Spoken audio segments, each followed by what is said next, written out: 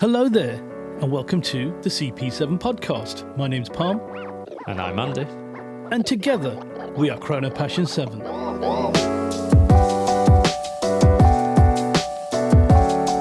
Hello, and welcome back to your favourite free and independent watch-related podcast. And have we got a show for you today? But before we get into that, we're going to do a quick wristwatch check. Andy, what have you got on your wrist? Today I am wearing my JLC Calatrava, so quite in keeping with today's topic, as you will find out as we go further through the show. But beautiful, 18 karat pink gold with a classic 50s chain link gold plated pink gold bracelet to match. So that is what I'm wearing. A beautiful piece, and I've talked about it, I think, already in the previous show, so it'll be in the show notes anyway, so make sure to go to the website www.chronopassion7.com, where you can see the pictures of the watches which we are wearing today and all of the incredible pieces we will discuss throughout the show. And Pam, over to you. What I've got on my wrist is a watch I've not worn on the show for quite a while. It's my Rolex Explorer 2 216570, 42mm polar dial. It had to be the polar dial. I had the black dial before, but now I have the polar dial, which I think is the better choice of the two. Caliber 3187 movement with a 48-hour power reserve. And I've got to say, that white dial with the layout of the indices and the black around the edges is just superb, especially with that orange GMT hand. So 2 time zones. Yeah. Stainless steel sports, an absolute tough nut of a watch. So, Andy, what are we talking about today? We're not shying away. We are taking on all of the challenging topics. In our previous show, we touched on grails. So now we thought, what's next? The Trinity. So we're going to tackle the Holy Trinity. What makes these brands deserve to be there? Do they deserve to be there? What's the criteria? What makes them belong there? And which possible other brands maybe deserve a shot in the Holy Trinity? Also, we'll finalise, does it need to exist anymore? Will it always exist? And just hopefully throughout our mad ramblings, and we'll be going off in all directions to try and solve and to try and understand the overall meaning and philosophy of the Holy Trinity. So, in a nutshell, that is the topic we're going to tackle today. So, Palm, where do we start? Well, we're definitely not shying away today. So we're not going to start at, is it relevant? Because we could just say no and that'd be the end of the show. But where we're going to start, yeah. So what we're going to say, we're not saying yes or no yet. That wasn't a preview of the shape of things to come. What we're going to do is set whether a brand should be a Trinity brand against 5 criteria. So the first one would be reputation, a reputation for high horology complications, which is what you'd expect. The second one would be design icons. You need to be at that level. You've got to have watches that everyone knows and can spot from across the room. The third criteria would be longevity. It has to be a historical brand with a lot of heritage. To be in the Holy Trinity, another religious word, going back to our Holy Grail show, religions have been around for many years, and so therefore, so has the Holy Trinity. And a Trinity brand should have a long and esteemed history. And then we'll move into the fourth criteria of resilience and adaptability to exist as a modern watch brand. So I think that's self-explanatory, but can they also exist in the future as they have in the past and present? And then finally, exclusivity. Do they need to be exclusive and prestigious? We'll measure the Trinity brands against these 5 criteria, and then we'll pick a few more and see if they could actually usurp 1, 2, or 3 of them. So we are going to start with the obvious choice, arguably the biggest name in watchmaking, Patek Philippe. Andy, having been a former owner of a Patek Philippe Calatrava, did you want to give us some background and insights into the brand? Yeah, let's tackle Patek Philippe. And look, there's such a vast history.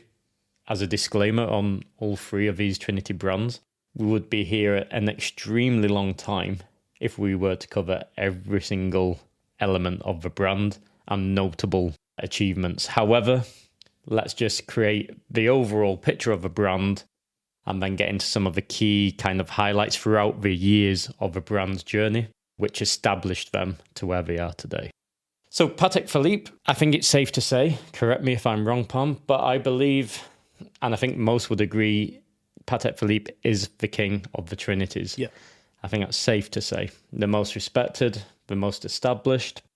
But why? What makes it the king of the Trinity? So before we understand the why, first we need to understand their history. Patek Philippe's history began in 1839 in Geneva, Switzerland. A Polish nobleman in exile at the time, Count Antoine Norbert de Pruswick, excuse my pronunciation as always. I believe this is a Polish name and my pronunciations are far from perfect, as you all know. He changed his surname to Patek when he became a Swiss citizen, so that's how the name Patek was introduced into the name we know today. So that's the first half of it, right? With the founding of Patek, Chapek and C with Francois Chapek. After their partnership unfortunately ended in 1845, unfortunately, that's to be debated, I suppose. Patek partnered with Adrien Philippe, the inventor of the keyless winding system, and the company was renamed Patek Philippe & C in 1851. The brand has since become a prestigious family-owned Swiss watchmaker, as we all know, and they are known for their intricate mechanisms and complicated timepieces and incredible craftsmanship. So that's a brief overview of Patek. So then that leads to, why does Patek Philippe define the Holy Trinity? Well, first of all, they have long-time family ownership, the longest running consecutively. So Patek is the only Trinity member versus Vacheron and AP to be privately maintained, uninterrupted, and family owned by the Stern family since 1932. That gives them pedigree. That shows they had resilience, which was one of the points to survive. Another amazing thing, which is a key point I really like about Patek, is their standard of excellence. And this is in 2009, so more recent.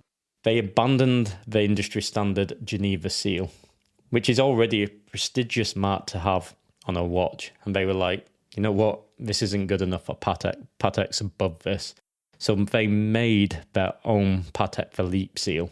Now, what's the difference? The Geneva seal only tests the movement, as with the Patek seal, it tests the entire finished watch. So that's the case, dial, hand, strap, and demands a -3 + 2 seconds daily accuracy, which is stricter than the current COSC certification.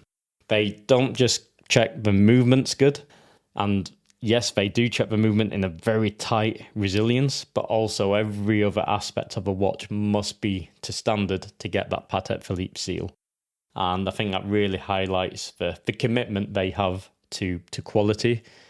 And I think owning a Patek Philippe, seeing that seal, understanding the concept behind it, will definitely give you some further appreciation of a watch which you luckily own. Well, okay, so that's really interesting. Let's see what else makes them so special. What are the horology highlights then? Okay, so let's get into the vast timeline with some of the key horology highlights, many which we haven't included, but we chose the ones which we thought were the most significant for the show we're doing today. It kind of echoed the key fundamentals we set at the start of the show. We encourage you to go check further information on their past, but just so the show isn't 3 hours long or more, we'll just start from 1925. They commissioned the world's first perpetual calendar wristwatch, and it is the movement number 97975. Originally, this was a pendant watch movement, and it was repurposed for the wrist. So this is when Patek Philippe created the first perpetual calendar wristwatch. Then moving to 1932, the Stern era, we have the Calatrava. Now, this one is a biggie. The Stern family originally were dial suppliers. Patek Philippe at the time were struggling, so they bought the struggling brand during the Great Depression, and they helped Patek Philippe re-establish themselves. They introduced the reference 96 Calatrava. Now, I'm going to discuss this later on, but an extremely, extremely important watch I believe this is what made Patek survive and be the brand they are today. The Calatrava, everybody knows it. It's an iconic name, not just within Patek, but throughout other brands, as we'll touch on later. Initially a Bauhaus design concept, and this still remains to present day their dress watch blueprint, which says a lot that since 1932, they haven't need to do much to the Calatrava to make it still look brilliant. We'll circle back to that a little bit later on. Then between 1969 and 1979, we had a particular favourite era of mine and a watchmaker who I truly admire, Sven Andersen. He was the famed watchmaker. He was hired after he created the incredible bottle clock. Now, the bottle clock it will be in the show notes. It's a piece of art. And how he did that, I do not know. So check the website to see this bottle clock at www.chronopassion7.com. So this bottle clock, Andy, what is the clock in a bottle? What's that all about then? It's a clock in a bottle, right? A bit like a ship in a bottle.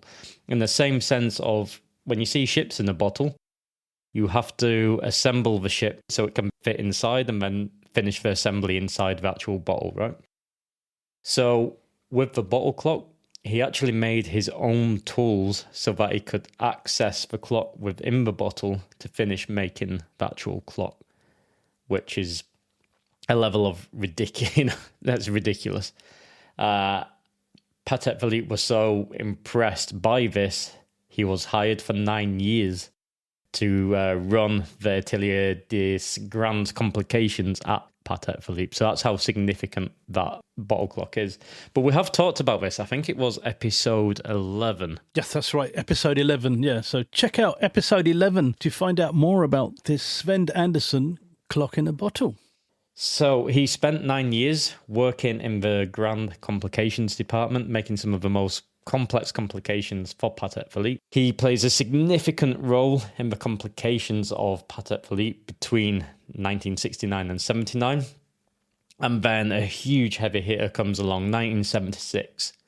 Time for the big boy, time for the heavy hitter, the Nautilus comes. So at the time, they were seeking a luxurious sports entry. Kind of funny saying entry in the world of Patek. And especially as we know, the Nautilus as of today. But things were a little bit different back then. They actually hired Gerald Genta, as everybody who's listened to the show, I am sure, knows. And he actually sketched the reference, the 3700. He sketched that Nautilus on a napkin in 5 minutes. And as many of you will also know, it was inspired by a ship's porthole. So, yeah, just mental, right? How the Nautilus was invented, basically created in 5 minutes, and look what it's done. Now, who's the genius? Is it Gerald Genta? Is it Patek Philippe? Or is it both? You decide. Anyway, 2 more key points to cover. 1989, Patek Philippe wanted to celebrate their 100th and 50th anniversary. So what do they go and do? They build the most complicated pocket watch ever. Crazy, it weighs 1.1 kilogram. It has 33 complications and 1,728 parts. That's just absolutely mind-boggling. And again, check the show notes to check out this crazy pocket watch. Not only did they create that complicated pocket watch, to celebrate their 175th anniversary in 2024, they created their most complicated wristwatch, which is the Patek Philippe Grandmaster Chime, the most complicated wristwatch in the company's history, featuring 20 complications with 2 dials. I mean, you're talking about 5 acoustic functions, grand and petite sonnerie, minute repeater, date repeater, alarm with strike, reversible double-faced case, perpetual calendar, second time zone, power reserve. I mean, I could go on. When you're talking about haute horology, Patek Philippe has got it all. The definition, right? They created the definition. Yeah, the epitome. Yeah, the epitome. Yeah. Then finally, 1996, the annual calendar came to be. So they invented a completely new complication class, and that was the reference 5035.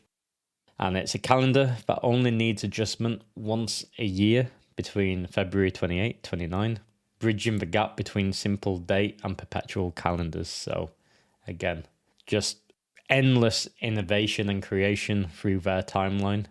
And two icons, the Calatrava and the Nautilus. I think all of this attributes to them being the top of the Trinity. But Parm, I feel like I've been talking about Patek Philippe for maybe 2 hours. I'm sure in the edit it hopefully be shorter, but over to you, Parm.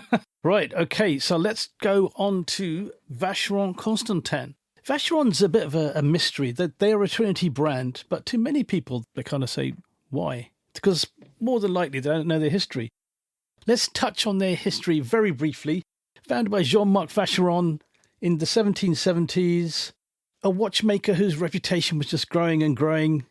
I think when you start catching the attention of the royal courts, that's when you know a watchmaker has something special about him. And Jean-Marc Vacheron, that was what was happening with him back in the 18th century. Fast forwarding through a few generations, huge political changes in Europe, such as the Napoleonic Wars, by which time Jean-Marc's grandson, Jean-Barthélemy Vacheron, was in charge. And he kept that reputation going too.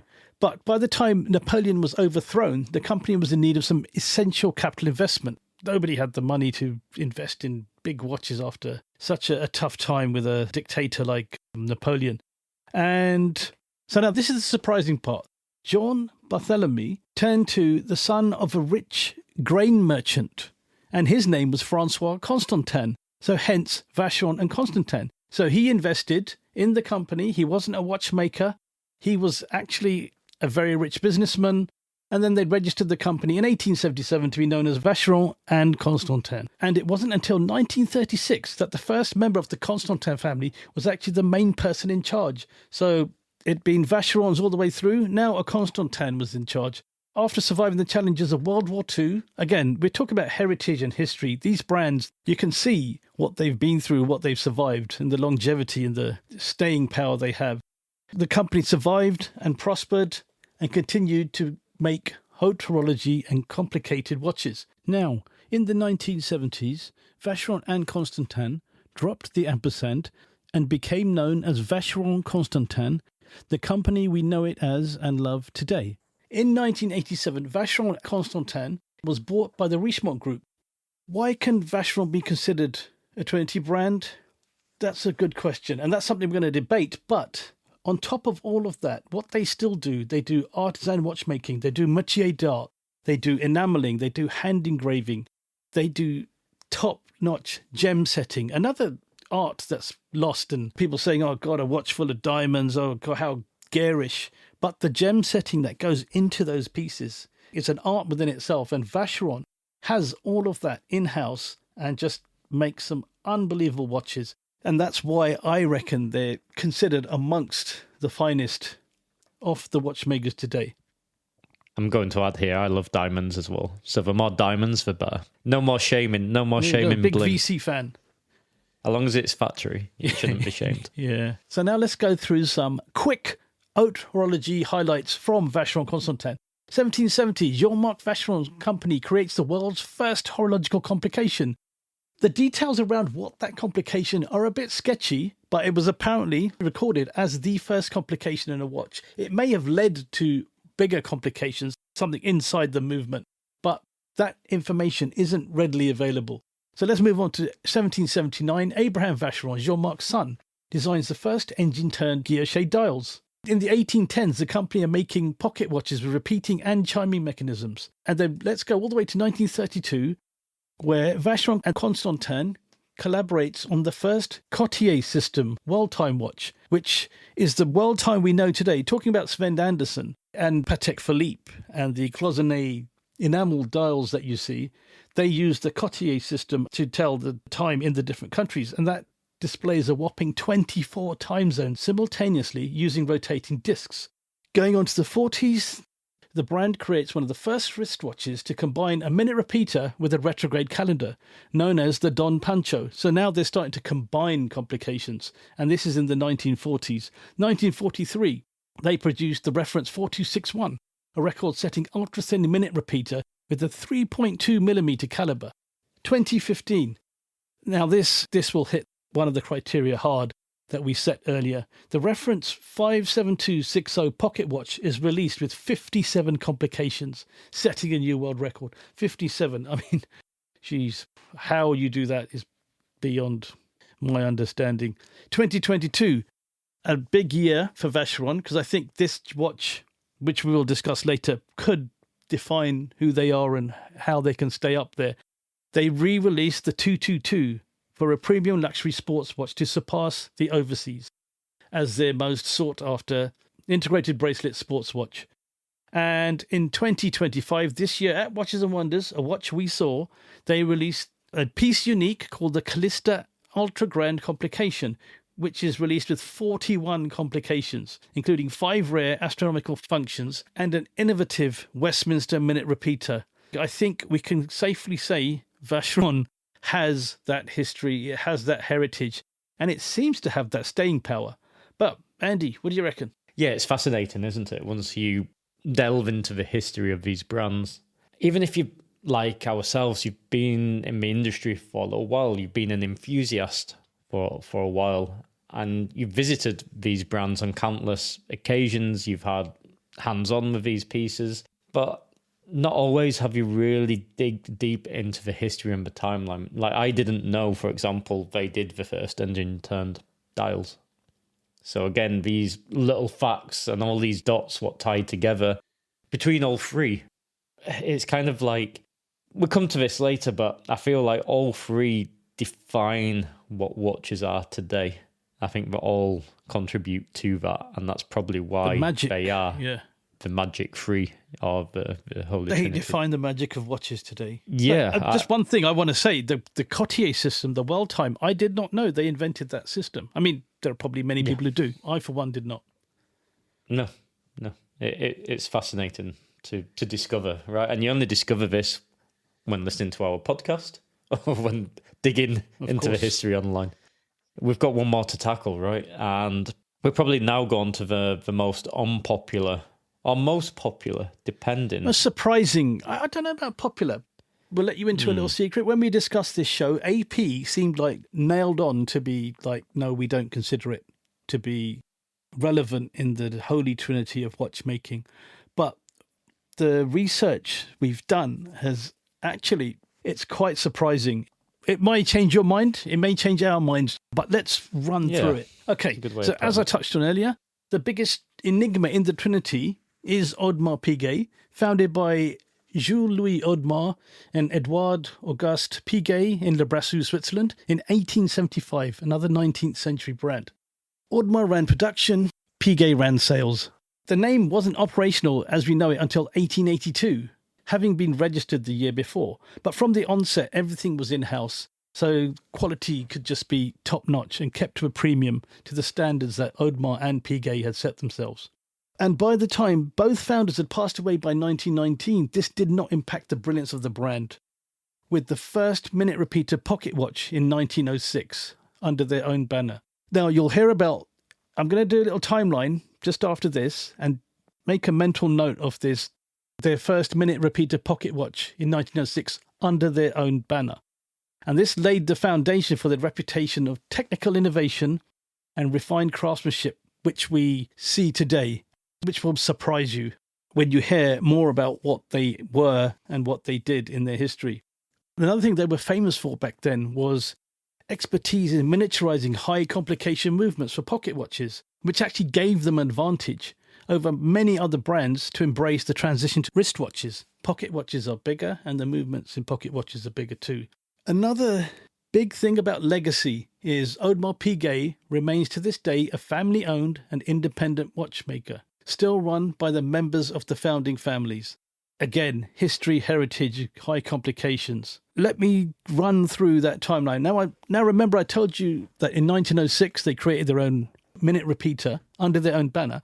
But in 1892, Audemars Piguet were commissioned to create their first minute repeating movement. And that was by Louis Brandt and Frère, which surprisingly is now known as Omega. So Omega commissioned AP to create their first minute repeating movement. I mean, that's mind-blowing information. And that's why I love doing these shows, the research you can do with them. I hope you can appreciate that we're sharing this with you as well.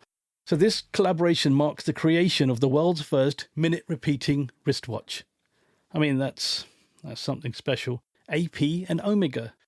1906, The first minute repeating pocket watch is created as Audemars Piguet. 1920, the world's smallest repeating wristwatch is created by Audemars Piguet. 1921, the world's first jumping hour is created by Audemars Piguet. So now you're seeing some serious modern day, jumping hour watches are created today by brands, and everyone jumps for joy when they see that. But it just goes to show how much history there actually is in Audemars Piguet. Okay, now fast forwarding again to 1967. They worked with JLC to set the record for the thinnest automatic movement. Again, that's something that's Piaget territory. That's something that you don't associate them with. JLC, possibly, but I don't know if you really associated AP with ultra-thin movements and thin movements, but they did. They should be credited with that. Okay, so now we're moving into the big hitter for the brand, 1972. They worked with Gerald Genter to create the watch that pulled the mechanical watch industry through the quartz crisis by the scruff of its neck and kept it alive as we know it today. And that watch was the iconic Royal Oak, one of the world's most sought-after watches even to this day. I mean, we're talking 1972 to 2025. People still want these. And it wasn't a case of the Royal Oak wasn't popular. It's not like the Nautilus, nobody wanted it. They were sitting in cases. The Royal Oak has always been popular, and they've been doing it for decades, which also led to the rugged offshoot called the Offshore, created in 1993 by Emmanuel Gay. Let's fast forward again 20 years to 1992, where AP acquired the pinnacle in complications movement manufacturer Renault and Papy, who were originally the best watchmakers in AP. So they built their reputation and their technical skill. They'd left, and then AP bought the company they formed with those. They were the best watchmakers at AP, and AP brought them back in-house. Okay, so when we talk about Renault and Papy, Renault has actually left AP, and there was a brand we saw in our Geneva Watch Day show called Renault and Tixier, and that's where the name Renault comes from. So he is a former Audemars Piguet watchmaker who's collaborated on his own independent watch brand, making amazing high horology movements and complications. What he does it's insane. We probably don't even know. It's probably just scratching the surface of understanding like the inventions he's made at AP. If we're looking at with his own brand, like the most efficient micro router ever created right now. I mean, ridiculous in the details he goes to, so I can only imagine. That's a sweet era. It's an era I want to investigate, actually, 1992 of APs. Probably quite impressive. But Papy is still there. Papy of Renault and Papy is still there, creating complications and working his magic. As a result of the acquisition, the Super Sonnery was created as a concept in 2015, and it went into commercial production. 2019, AP created a new model in the range called the Code 1159, which many of you must know. Does that signify the dawn of a new era and vision within AP? Let's see, because the reception hasn't been exactly what you'd have expected from a new Audemars Piguet model. And I'm going to close on 2023. The most complicated watch Audemars Piguet ever created was the Code 1159 Universelle RD number 4, including a perpetual calendar, minute repeater, Grande and Petit Sonnerie, flyback chronograph, and tourbillon. From all of this, it must be said that AP deserves to be a Trinity brand. But from our discussion later on, we'll see why people think it isn't. So we've covered all three of the Holy Trinity there. So Andy, let's discuss this. Let's see if one of them would fall out, two of them would fall out, or all three would fall out off the Holy Trinity. A marathon of history somewhat, but extremely valuable for us to able to formulate a real opinion, because it's easy to just have the kind of like your classic red bar meetups where you sit in and you could bring up this topic and it'd be a quick conversation and everybody would come to fast conclusions on their opinions. But those opinions are based on loose understandings and appreciations of a brand. Or maybe not. Some maybe have it. But when you dig into the true history, and not everybody knows it, unless you swallow the horology history book, and I'm sure some people have, but not many people have all of these facts close to hand in these kind of discussions, right? So it's good to evaluate and then I think what we should do now is go back to our criterias and then just say if we think each brand has hit that, one by one, have they hit the target. So we're talking reputation for high horology and complications. Without doubt, all three.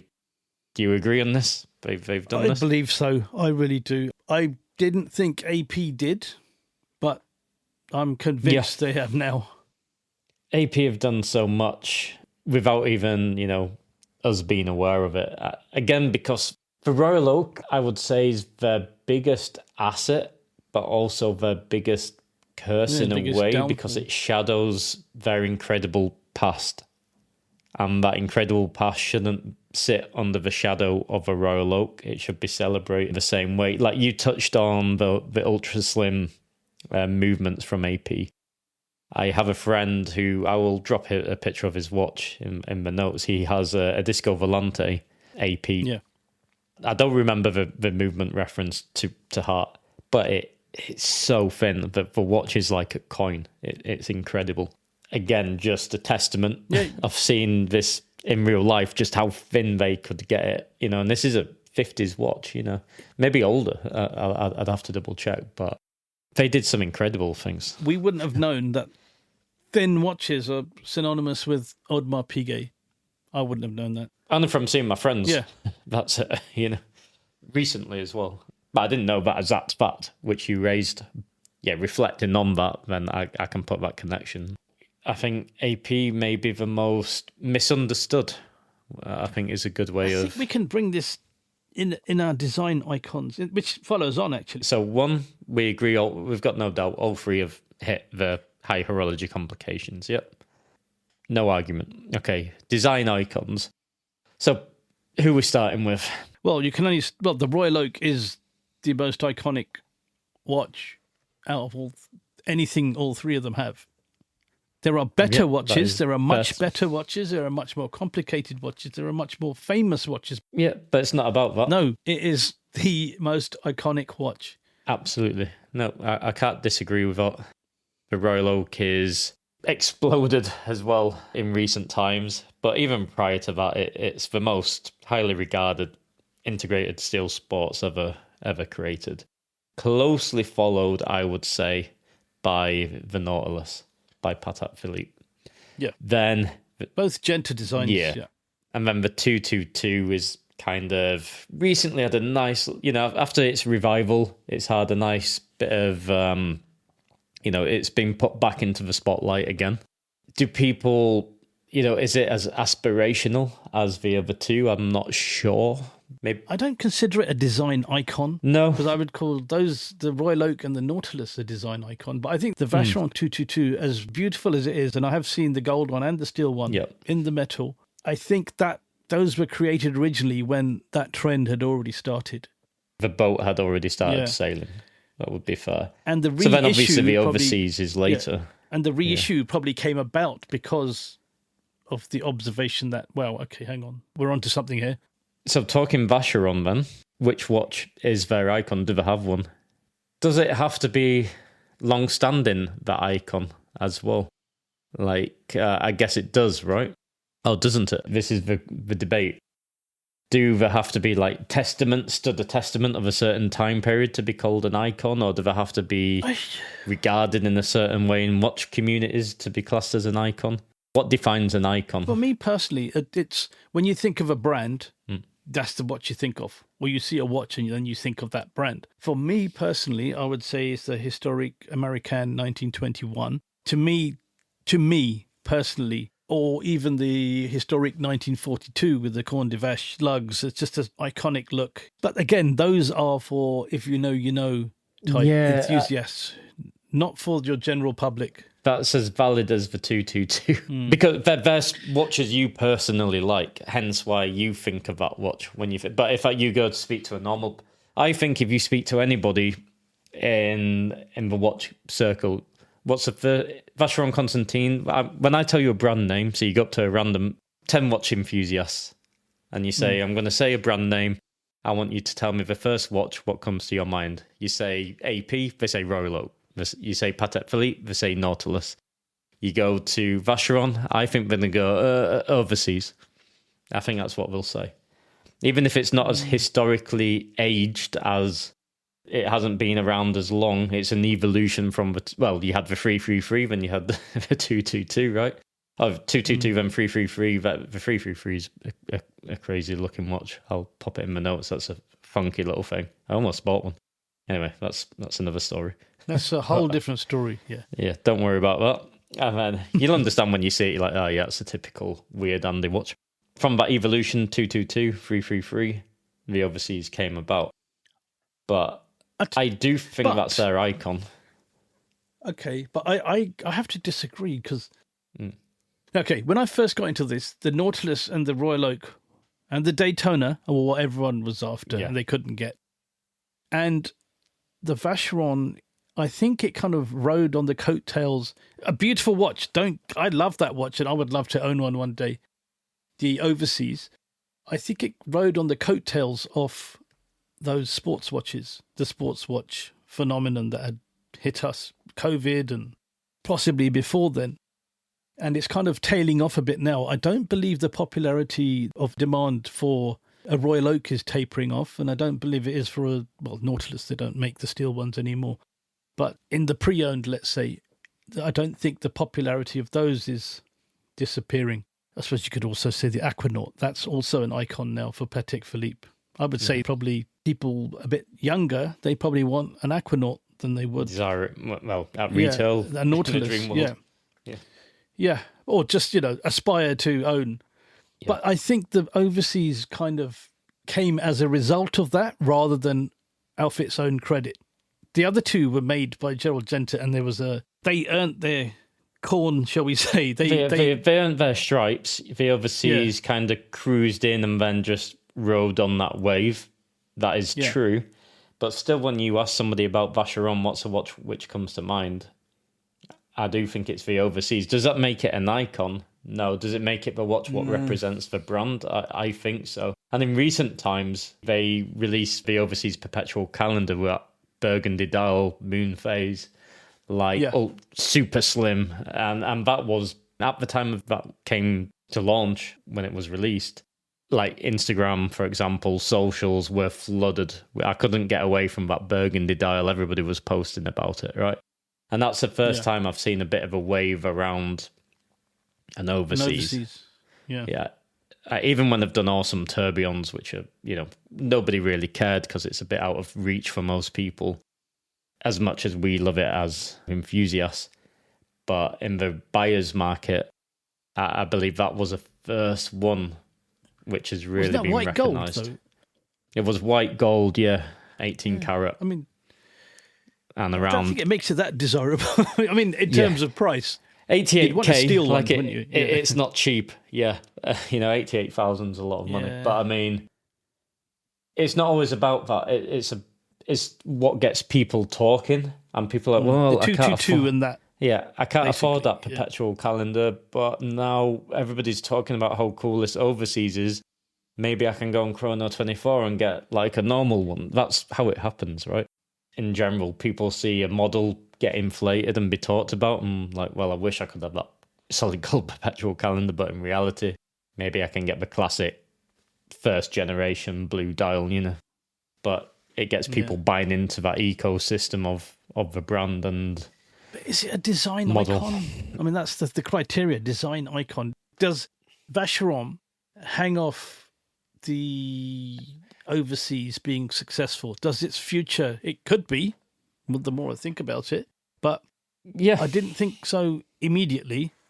Yeah, that's why it's good to have these like discussions, debates, because it is thought provoking around the brand. Like, and the only other piece from that they've got incredible top tier. We'll touch on the top tiers later, but the only other range I can think of, which is is the patrimony, right? That I think Vacheron, when I see that, and the one what comes to my mind would be, for example, the day date, the classic day date, which they do. It's been around a while now, but again, is that an evolution of the Calatrava from Patek originally? Like, did the patrimony, was that watch inspired by the Calatrava?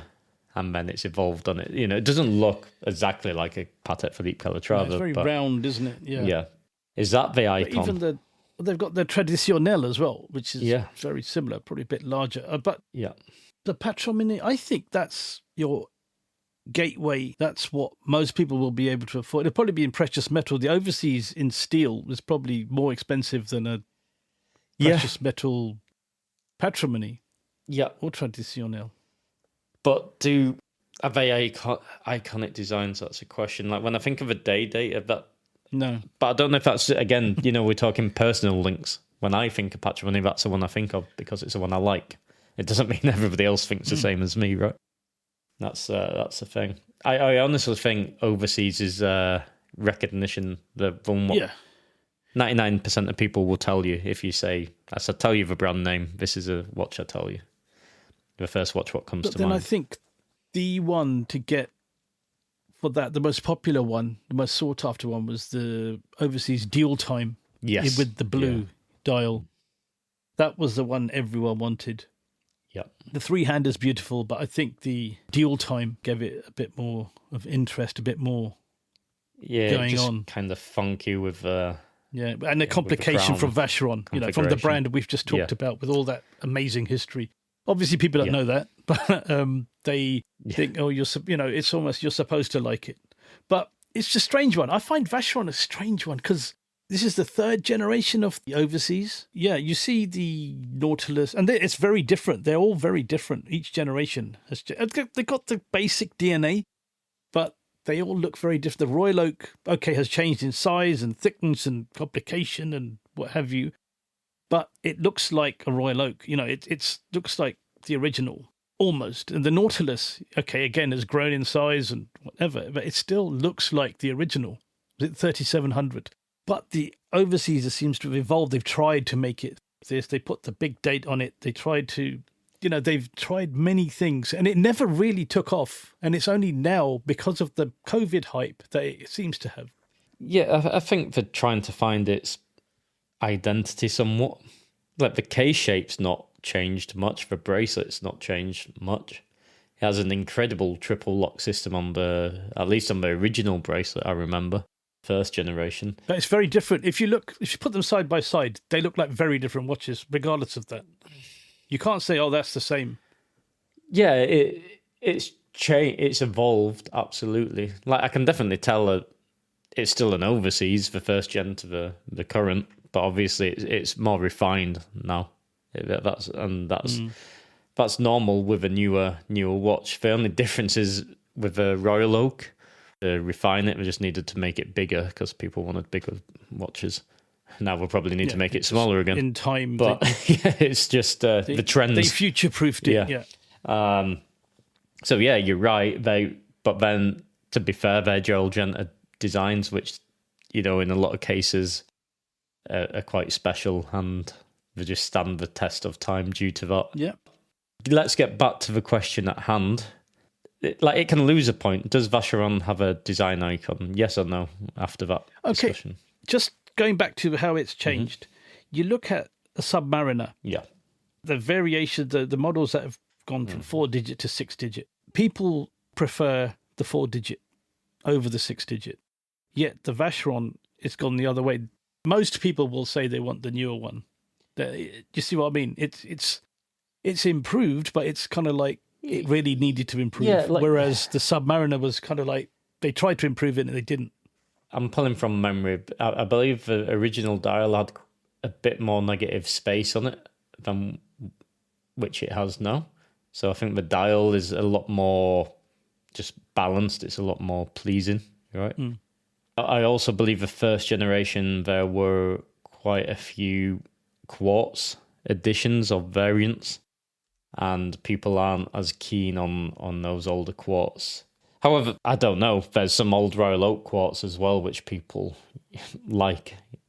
The smaller diameter, they're like 33, where like a 34, but some people like them. Quite affordable. Well, they were. It's probably changed now.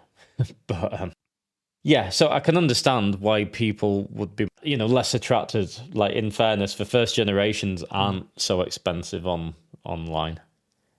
Like, I don't know. I'm pulling from my mind. The last time I saw one around maybe 12k or something like this.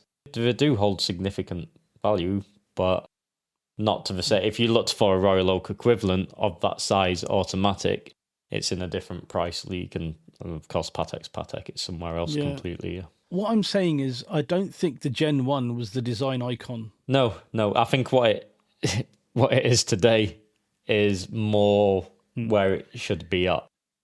So yeah, it's kind of caught up because it deserved to catch up because of the brand deserved to have that exposure. Yeah, that's fair. Is it the future icon then? They don't have an icon now like the other two brands, but they do have a future icon on. In 20 years' time, you look back, will the third gen overseas be the, When I went through the Vacheron spiel, it was basically métier d'art, enameling, gem setting, engraving. That was what sets them apart from everyone else. Yep. And does the overseas carry that? It doesn't. In the enthusiast world, all the points you just touched on are valid, and they know that, right? There's some incredible references which will it's an amazing watch. Before anyone said, I do love the watch. It's open for debate, I think. I can't say like a Maîtresse d'Art is an icon. It represents the quality of Vacheron, and is many different, because they do many different variations within that range, and it's all art. It's all incredible. There's not a single one really which is iconic, not mainstream iconic. At the end of the day, the average person, the average watch enthusiast, the struggle, which includes myself, would probably either get patrimony or an overseas. That's where we are. That's how our gateway into it would be. Very that's happy the reality with of that as well. The situation. Yeah, I think. I guess so. I mean, AP with the Royal Oak, they've put every complication into that watch. Apart from the Code 1159 was probably the most complicated one, which we just talked about. Yeah. But it's a brilliant blank canvas to add complications. That three-hander, time-only, integrated sports watch, the Royal Oak. Again, forget how sought after it is and forget all the hype. It's a watch that they solid. Put everything into. It's not even open for debate, as we've been debating VC now for the past 10 minutes, I believe. The only other VC I can think of is the Mercator, right? And that's the compass hands watch, which I think is iconic in the auction world somewhat. That watch. Yeah, that's more of a flight of fancy type watch. Isn't it? It's not. It's appreciated, but it's not like the first watch what comes to your mind either. So take this number 2 off then, because we've been a while. I'd say Patek, AP, yes, pass. I'd say maybe Vacheron doesn't. They have a design icon in the making, but not to the same substance as the other two brands right now. Would you think that's a fair? It's a reaction rather than an action. Yeah. Yep. Okay. So -1 point. That's it. I think that's what we have to say. So far it's 2 points to Patek and AP, 1 point to VC. Yeah. So longevity. I think this one's all three of them. Not much of a debate. All brands they've been around, Been around. So next. Okay. No, it's 3-2. I think this is a no-brainer. So you're talking 18th century, Longevity, yes. So 18th, 19th century, for them. So let's not even debate that one. So then we've got resilience and adaptability to exist in the modern watch market as a modern watch brand. And not, I think, you can't just rely on your historic designs. Sometimes you can, but you need to adapt. I think VC, we've already fought this battle for VC, and they get a tick in that box. Yeah, there we go. So that's Vacheron, Constantin. Yeah, 3-3 now. All. Well, but we've got them at the others. Yeah. So AP fall down here, I think. Okay. Because the Royal Oak, how long will the Royal Oak be popular for? The Code 1159, they have tried. The thing is, this is a big question. Can AP dine out on the Royal Oak for the rest of their history? That'll be quite challenging. Right now, yes. But I'm talking about the rest of the history, the whole time, because they just seem to be doing that. It's still popular right now. It's still hyped. You have John Mayer now as part of a brand, absolutely hyping up the Royal Oak, and offshore. So it's not going anywhere anytime soon, but popular culture changes and things do change over time. If you think of it offshore, it's still a relatively new-ish design, right? It's an evolution, of course, or a nod to the Royal Oak. It's still a form of a Royal Oak, right? It's a Royal Oak offshore, so it's still a Royal Oak, just further developed into a more aggressive sports design, right? The question is really, do AP need more than just the Royal Oak to survive? Yes, I believe longer than the next 10 years, let's say, even the next decade. I agree with you. They don't have it right now. There's too many eggs in one basket. And the Code 1159 is a fantastic watch, but people aren't seeing it. They're not embracing it as AP would like them to.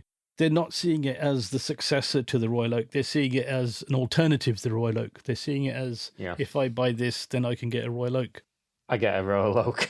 Yeah, no, but that's the truth, right? Maybe not the high-end complicated ones. They're harder to get now, but I remember I went to Harrods once with a friend of mine, and they were offering him, he wanted a Royal Oak, and they said, well, we have this Code 1159. We can put your name down for a Code 1159, and then we'll talk. Yeah. That was a couple of years ago, but I mean, it may have changed. I mean, it's such a brilliant brand. This leads brilliantly to number 5, actually, but we need to keep exclusivity. We'll just keep that. Waitlist again. So we get to that. I just want to say that I don't believe they can carry on in the current. It's kind of. I think they are missing a trick here, because, and I'll tell you why. Because again, what I love about shows like this is the amount of research you have to do. I found that they released. So there's a watch that they've released celebrating its 100th anniversary. And they re-released it in the 90s. It's actually celebrating its 30th anniversary this year. And that's the John Schaefer, Audemars Piguet John Schaefer. And the story about this watch, they call it a cushion case. I almost think it's a squashed tonneau case. It's got a very cool vintage, well, it's not vintage, very cool. I don't know, it almost looks 70s, or I can't pick the era. It's a very unique look to it. And I think if they re-release that and put their marketing machine onto that, I think that could do really well. It hasn't got a bracelet. Maybe they could put a bracelet on it. It might be too small to have a bracelet on it. But check out the show notes at www.chronopassion7.com and check out this John Schaefer. This is, to me, is the best kept secret AP have. They could release this. I mean, from my research, the best AP I've seen, hands down, is the John Schaefer Star Wheel Minute Repeater. The reference 25881. It's unbelievable. It's a Star Wheel complication. It's not big. It looks like it sits so perfectly on the wrist. Yeah, it's just a beautiful watch. It's a great watch. And it's I hope they bring that back. I hope that can help push them back to where they need to be, because I don't think the Code 1159 is quite doing it. It's not bringing in the punters yet. No, because I think they are the victims of their own success. AP are the victims of the Royal Oak's success, because the people want it and they think, no, I don't want anything else. No, like a spoiled kid. No, I want that one. It's so true. And we touched on that at the start. It's the best thing for AP and also the worst thing. It's like it's the brightest light and its darkest shadow at the same time, because it's hiding some incredible references. Like another one which I love from AP is the Philosophique, which nobody really knows. And again, it's like just one hand, and it's the philosophy behind the design, and the design's beautiful, and the way it's constructed, it's very cool. Interesting one. Of course. Acquired taste, I would say. Acquired taste, yeah. But again, it can be evolved, is what, which is what we are touching on right now. So I'm not saying the one I like, the strange, it's not strange. I'm going to defend it. A classic styled contemporary watch, right? Which is maybe my taste. I know that's not the modern market taste. I understand that. But that can be reinterpreted into a modern, into a modern design. They need to pull from their past and not regurgitate it, build from that, build on from their history, move the shadow away a little bit from the Royal Oak and go into their vast catalogue of incredible engineering and design and just focus on that.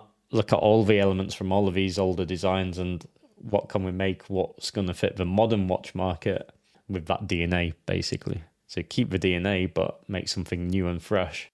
So I agree with you, they need to adapt, they need to make something different. The only thing I was going to say for this, it reminds me of the Jacob & Co., the 5 time zone days.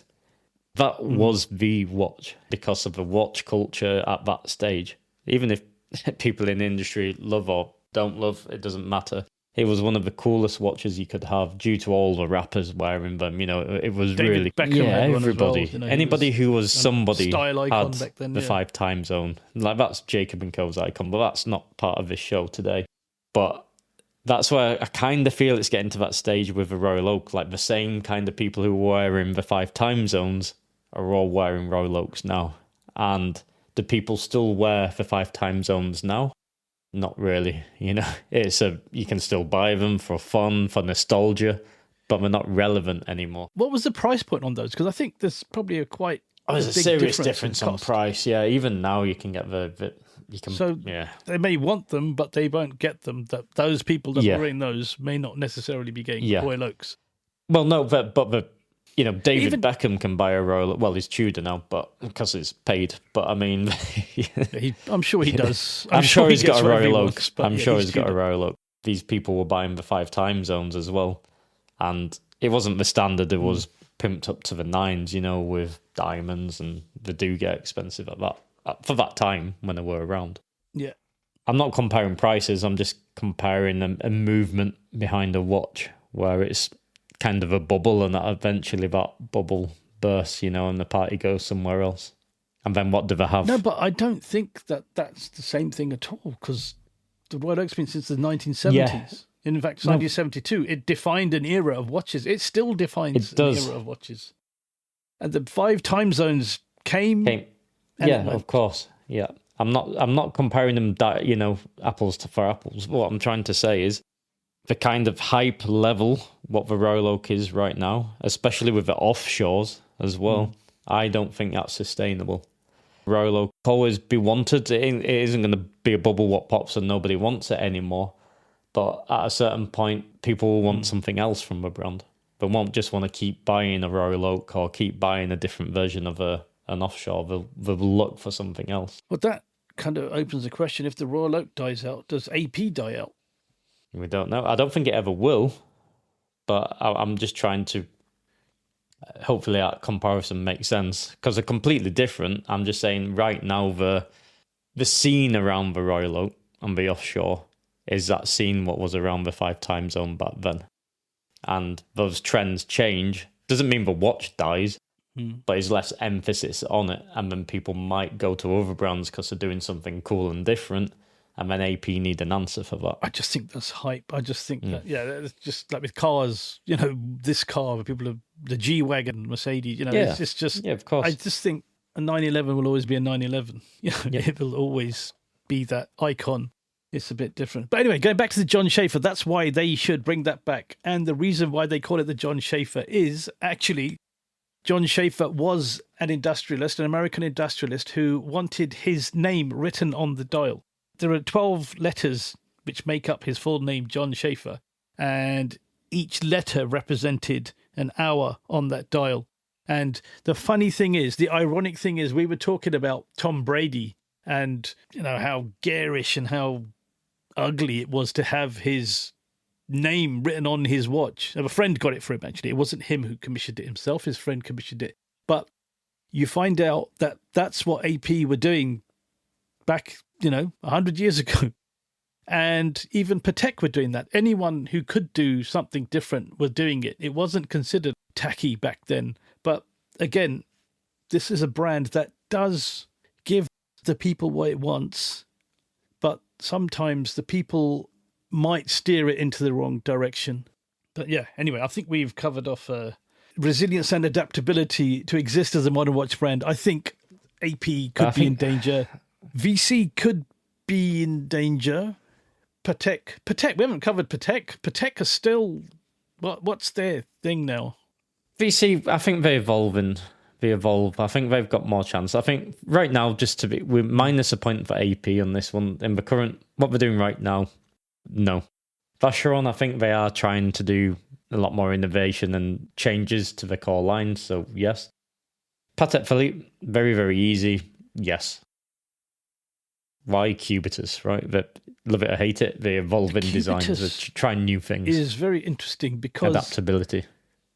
They've taken a complete turn on their marketing because it was you buy it for the next generation, not for yourself, basically. But now they're saying with the Cubitus, create your own story. It's got, if you look at the marketing, it's a young, cool guy with a suit, no tie, top button open, wavy hair, actor-style, model-y looking guy. And that is the kind of customer they're targeting. Before it'd be this well-dressed, older gentleman, very refined, very stylish, very well-heeled. But I think now it's more the kids of the well-heeled. And that's... It's a clever move, but is the watch the right watch? But they've made that move. Let's see if that move was the right one. And if they don't, I'm sure they can find something else that'll appeal to everyone. This is Patek Philippe. But yeah, it's an interesting time for Patek as well, I'd say. Because Calatravas, does the 5 time zone person want a Calatrava? No. No, not right now. No, it's an entry into the brand. It's an enthusiast entry. Side. If someone wants a Patek Philippe and they love the brand and they love watches, they will get a Calatrava and for some people, like someone I know very well, that's it. He's got an Omega Speedmaster and a Calatrava 6119, and he's happy. He's not interested in. He's just, I've got my Patek. This is what I wanted. So again, it's aspirational. It can be aspirational. It depends. Aspirational hype, what keeps the company afloat? What allows you to exist as a modern watch brand and says you're adaptable and resilient? Exactly. But I bet they sell a lot of Calatravas still. Like the 6119 is it's very rock and roll looking these days. It does look fresher. Like I had the 51, and that was a lot more conservative in design. Like it needed that freshen up, which it has now, to be relevant for the modern watch market. When he was there, they were offering him, do you want this? We can get you this, and we can get you that. And it was all very a gateway to an Aquanaut or something like that. That's what... it's the key, into the brand. So anyway... what's the score? You're keeping score here. Yeah, so currently we have AP and VC at 3-3. And Patek is 4-4. And we did say it's the king of the Trinity. Okay. I believe so. I'm not going to... I think so, yeah. They have a lot of innovation, a lot of design. They've been ballsy with the Cubitus. People love it. Some people hate it. Some people love to hate it. I know a lot of people think it was a winner. So I don't think that was a winner. Personally, I think they don't get a point. I think it's 3-3. 3-3-3. But because this is the thing, I think they're all struggling. I disagree. That's the whole point of a debate. I disagree. To agree or disagree. Yeah, of course. That's why I'm going to say it. So I disagree. Why? Because they have adaptability. Just because, okay, for Cubitus, I don't know the numbers. I don't know the sales numbers. I'm not an expert. It could be a huge success or it could be a flop. I don't really know. And I'm not a modern hype follower, right? So it's not like what keeps me up at night, what I need to know about, right? However, did Patek have the willingness to adapt and try something new to stay current and relevant? Yes. If they keep that ethos, they earn number 4. Because even if the Cubitus miss, they can do, if it's proving they're still willing to try different designs, maybe they come up with something next year or in a few years' time, they still have adaptability. Even if that adaptability failed this time, it doesn't mean it's going to fail in 2 years, 3 years' time. Adapt. And that's what's important to survive in and to have the resilience. The offshore, and they had their code 1159. Yeah. That's 2 models. that they've tried to move ahead with against Patek's what the Aquanaut. So that's 2-2. So that's actually the Aquanaut is very popular. I think they need to focus more on that. But I don't believe in the hate for the Cubitus. I think their marketing was a bit of a disaster at that time. I think we've talked about that before. But that's my defence in a nutshell. That's why I think they deserve a point. Not because look, the watch could be a complete failure, but they still had the willingness to adapt to a new climate, to do something different. But you only adapt if you survive. That's the true measure of adaptability. Not I put something new out, so therefore I'm going to survive. No, that doesn't. That just means you took a gamble. They want to, of course, and I don't think it's failed by the Cubitus personally. And the funny thing with these watches is they suddenly become a lot more desired a few years after the fact, a lot of the time as well. So it could have been hated at launch, but then in a few, everybody wants it, you know. So I think time's too short to say if it's been a failure or not. And that's why I'm saying the brand is trying. Doesn't get a point. But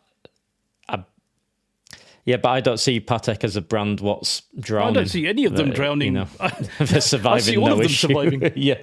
They're all surviving very well. They don't need our opinion. But no, for me, what's important for number 4, the criteria is a brand's willing to take risks to try and do current and new innovations. And I think that's important for an overall brand's health and growth. And yeah, some might hit, some might not, but because you can't guarantee every watch you're going to design will be amazing or loved, even if you love it yourself, right?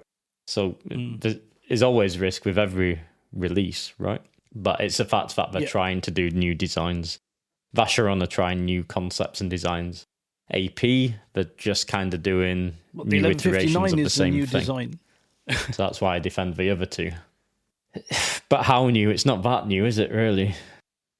I guess, well, we're talking about overseas and 59, yeah. But the Code 1159, I feel, is a lot more shadowed than the overseas. The overseas got a lot more traction versus the but it's had 3 generations to do it. It's not a new watch. Modern, idea that someone's come out with. It's been I'm not saying it's not a new watch, isn't it? But it's something what's evolving. Yeah, the Code 1159... I don't know. I feel like they don't know what to do with it. So they just focus on the Royal Oak. 59. It's about the Cubitus. I think it's too early to say that can be considered adaptability, in my opinion. Okay, they're trying. Yeah, I can see that. And they're trying to be relevant in a modern world. And they see the future and they say, well, they try to see the future and they say, to be relevant, we need a new model. We've got rid of the Nautilus in steel. It's in precious metal only now. We need something to get younger people in or people interested. I don't know. But it's too early to say whether that's a point. I think it's not a point at the moment. Yeah, for me, the willingness to change is adaptability. So for me, it's a point, but we can have a different Code 1159 is the same thing. Yeah, but it's not really done anything. Neither is the Cubitus. I don't know, but the Cubitus has been out a shorter period of time, though. Far shorter than the Code 11. It's still done nothing. It's probably done a lot better. Yeah, but how do you measure done better? Well, who's saying it's done? But how do you measure it's done nothing? Code 1159 where you're getting that has been out 5 years, maybe more. People are still buying them. Yeah, they're still buying them to get the Royal Cubitus. I don't think anyone's thinking they've got the next big thing by buying a Cubitus. Yeah. It's a tough one. It's a really tough one. Did AP do enough to adapt then? But I don't think... Resilience, yes. I think resilience, yes, for all 3 of them. But adaptability, it's been a bit safe. That's what I would say. Who? All AP? Of them, all 3. Yeah. I could say that. They're all resilient. I think...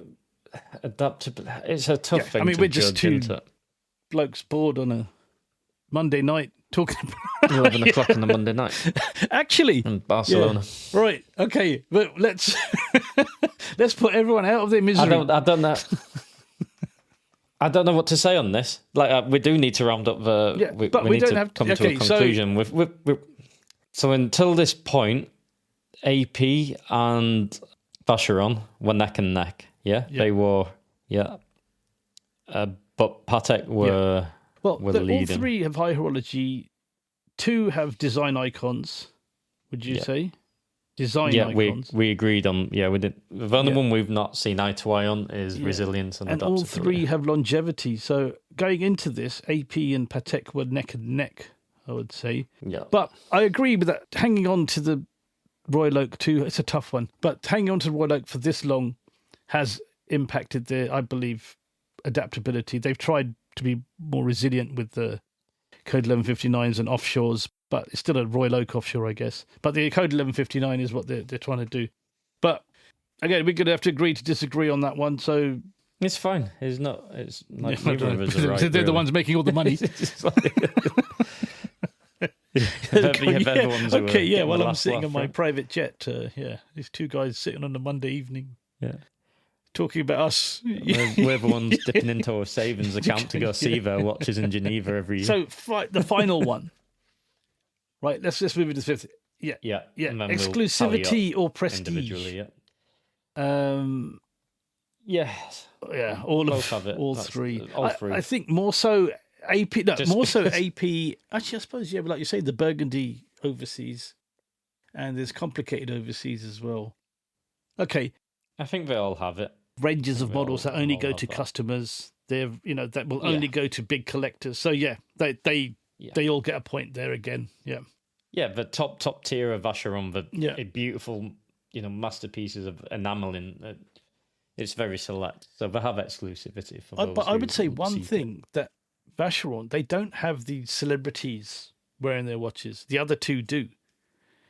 And that's a very interesting one. And they still have this fan base of hardcore collectors, which is, Yeah, but don't rely on... I don't know. Maybe they need to. Maybe they need it. That's a whole different conversation. That's a whole other debate. Maybe. Do you need celebrity endorsements? Yes or no? Yeah. But let's tally up. Do your tally up, and then I do mine then. So let's do it like this. Patek Philippe for number 1, yes? Yeah. For you? For 2, Philippe, yes? Yep. I say no. Yeah. For number 4, you say no? Yes, yeah. And then for number 5, you say yes. So 4 points for Patek. For me, I give all 5 points in my case.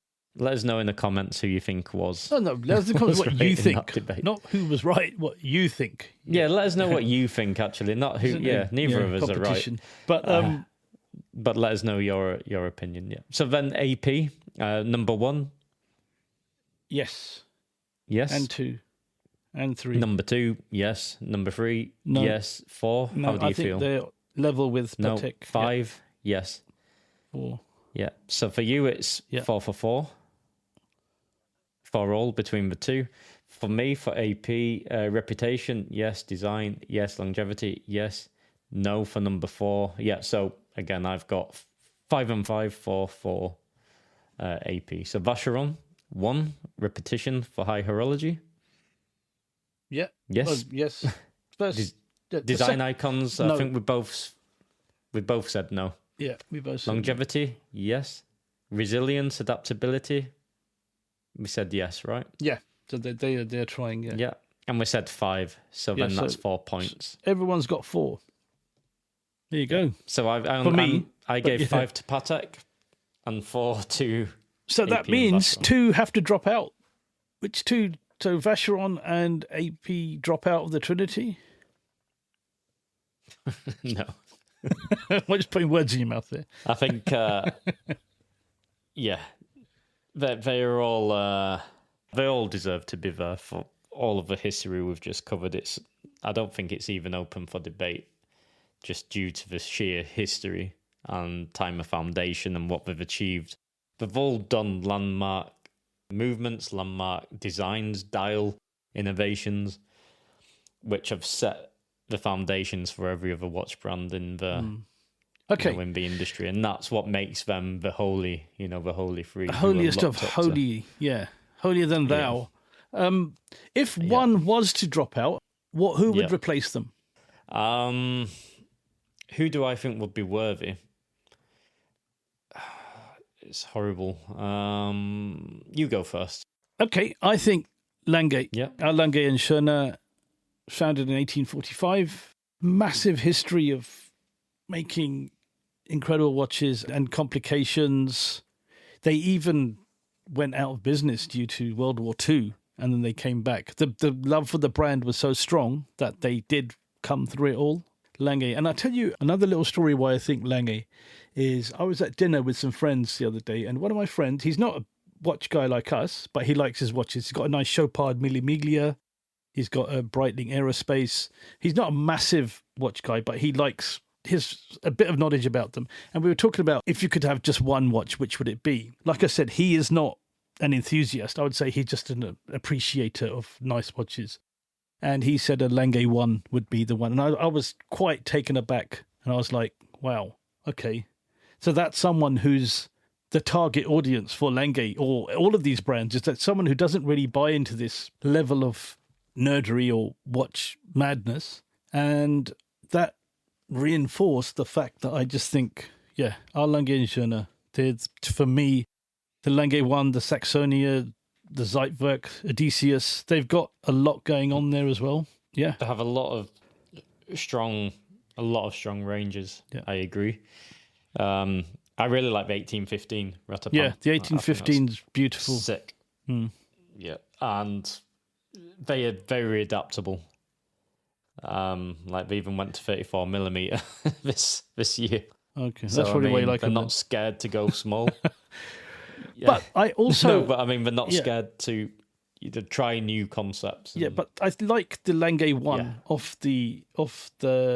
That might be a boring choice, but it's just, I think the big date, I love a big date, and to be honest with you, they are the ultimate in the big date. And just the way they've made their big date, the 5-minute clock in Dresden's Semper Opera House, I think that adds a little class and old world je ne sais quoi to it, I think, as well, because it's a nice touch. Lange, iconic, great story, great brand, great history. Yeah. Mod and future-proofed. Yeah, I agree. And just to touch on the 34mm, which I referenced, it's the 1815, which they did in a nice honey gold. It actually wore really well. It was really well thought out. It didn't feel like a 34. It didn't feel stupidly small. And I find it hard to disagree with Lange, honestly. I think... I don't know if there's another one which could... No. Breguet. I honestly don't. No. JLC, no. Those are the two other contenders. Yeah. But already, I love JLC and wear one on my wrist. It's a watch of quality. They're so well made. They're so well constructed. The movements are superb. They're the watchmaker's watchmaker. They're making the watch movements for the other. Yeah. They're kind of Patek, more of a shadow. IWC, yeah. Yeah, we're in the shadows. We do amazing things, but we've already took that kind of shadow step of being a movement manufacturer for these bigger brands. Even if that wasn't their idea at the time, maybe their idea was just to get their movements into it. I don't know the strategies of these. It's a different era, a different time. So I can't even think. But are they brilliant? Absolutely. But they don't really have that iconic range and solid range of watches which Lange have. Lange really cover everything from every aspect. You've got your sports, you've got your classic dress watches, you've got your high complications. Everything. Everything. Breguet, I think they're trying, but I don't think Lost. Don't think they quite have it at the moment. But they did release a new Experimental today, and they're going to make that a template for future models. They say. So let's see whether they price everyone out. Let's see what they do. Problem, They've got the history. They've just got the most amazing history and know-how and workmanship, but they just haven't got that future-proofing, I don't think. Not yet, anyway. Yeah. no, I agree. So, look, we debated, we disagreed, which is unusual for us, but that's what makes these shows fun. And we agreed on the last point for the one which we believe would be worthy of being part of a new Holy Trinity if one was to, or one were to drop out. However, final closing thoughts. Do you think the Holy Trinity will be here forever? Do you think it's here to stay? I think we're here to stay. Will it always by be the the same? sounds of it being here long enough. But closing thoughts. Do I think? I don't know. I'm not sure how relevant it is. I don't think many brands can challenge them in terms of history. All of the 5 points. Yeah. So yes, they are the top 3 for me. In a nutshell. Okay. Do you believe in the concept? Do you, in your book, you just see all brands as one big palette of, you've got your categories of your favorite brands, and you don't really have like the Trinity in your world? Or when you're thinking Patek, or when you're thinking AP, I'm looking at Trinity brands now, or do you just think, I'm looking at AP and Patek? No, I still consider they are labelled. They are labelled. Yeah. It's because it's been programmed into my brain that they are Trinity brands. As soon as you get into high horology or luxury watches. Exactly. Yeah. Independents are doing amazing stuff, but these guys are doing amazing stuff too. And, and also trying to hit the average watch collector as well. Yeah, exactly. Cool. So I think that's it. Engaging, extremely interesting, thought-provoking, hopefully educational, hopefully amusing. Hopefully we ticked every box on your criteria as our listeners for entertainment. But I think we need to come to a close. Right, I think you need to wrap this up. Yeah. So I'll keep it short and sweet. Make sure to check the website for, I don't know how many show note references. Andy's going to have a great time making these show notes. I'm going to have a lovely time editing this. Equally, I think it's a level playing field on that one. I'm going to lock myself away for 2 weeks. So, make sure to go to www.chronopassion7.com, where you can see all of the key references mentioned. That is Adios and Hasta luego from Barcelona. And as Andy says, farewell from Barcelona in Spain. From London, it's Toodle Pip and laters. And we'll see you, and you'll hear us, in the next one.